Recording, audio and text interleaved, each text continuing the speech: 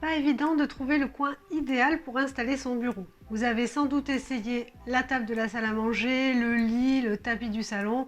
Bref, tout ça est pas top top. Dans cette vidéo, je vais vous montrer les différentes façons d'aménager un coin bureau et dans tous les cas, vous serez confortablement installé. Alors voyons cela ensemble juste après le générique.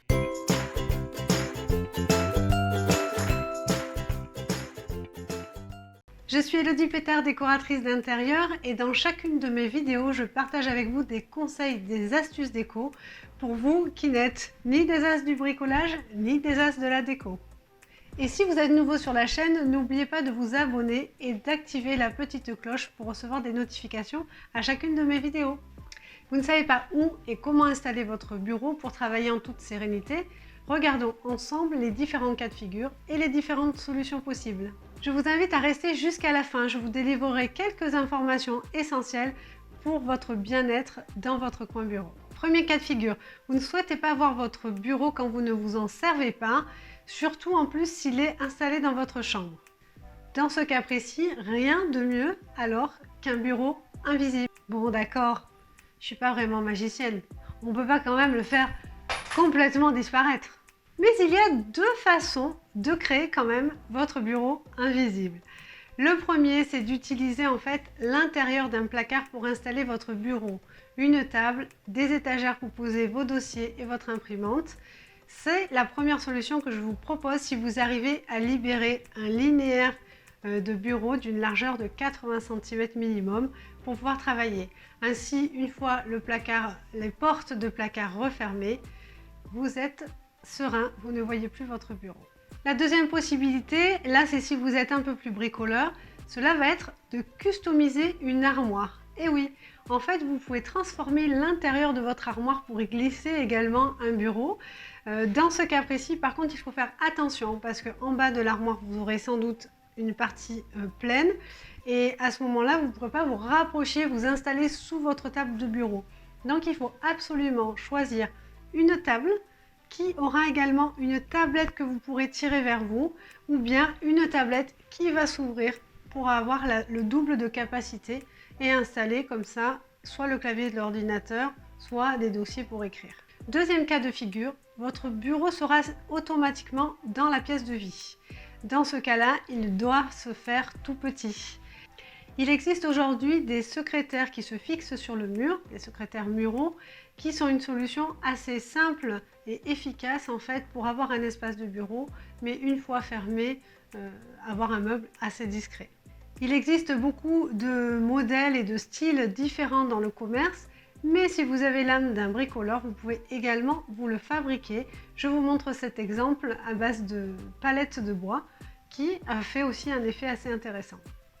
Troisième cas de figure, votre bureau est bien présent et vous l'assumez pleinement, qu'il soit dans le salon, dans la chambre ou dans un espace commun comme un couloir ou un palier d'étage. Dans ce cas-là, je vous dirais, amusez-vous.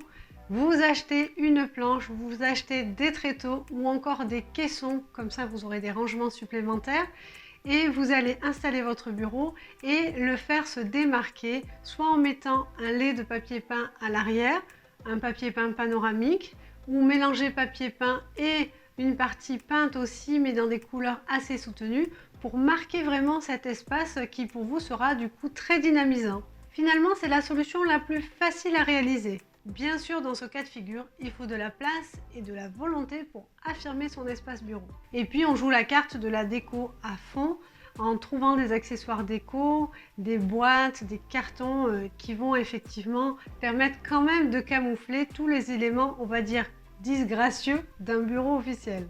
Dans ce cas de figure, vous verrez que ce bureau ne servira pas qu'à vous quand vous travaillez, mais que tout le reste de la famille pourra également en profiter sur les soirées et les week-ends.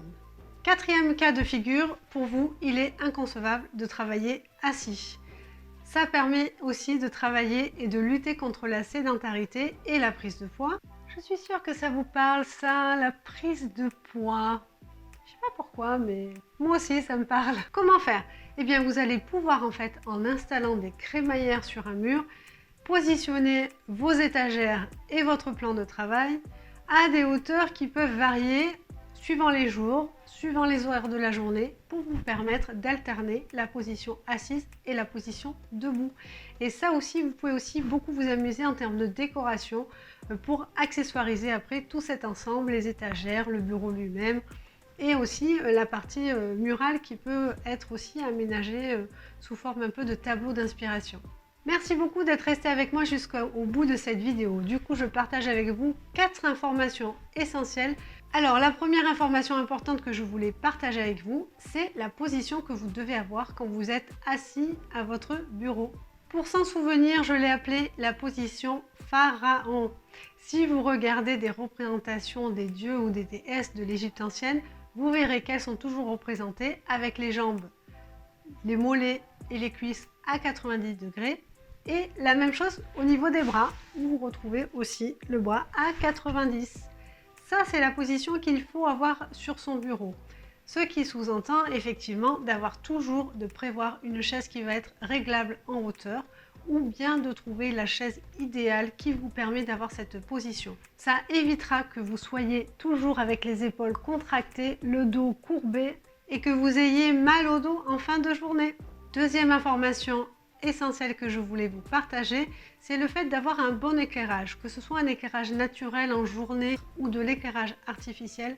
Éclairez bien votre surface de travail pour éviter la fatigue oculaire. Pour limiter également cette fatigue, je vous déconseille fortement d'installer votre écran d'ordinateur juste devant une fenêtre. Le contre-jour va être très vite difficile à gérer pour vos yeux. Il vaut mieux être plutôt perpendiculaire à une fenêtre.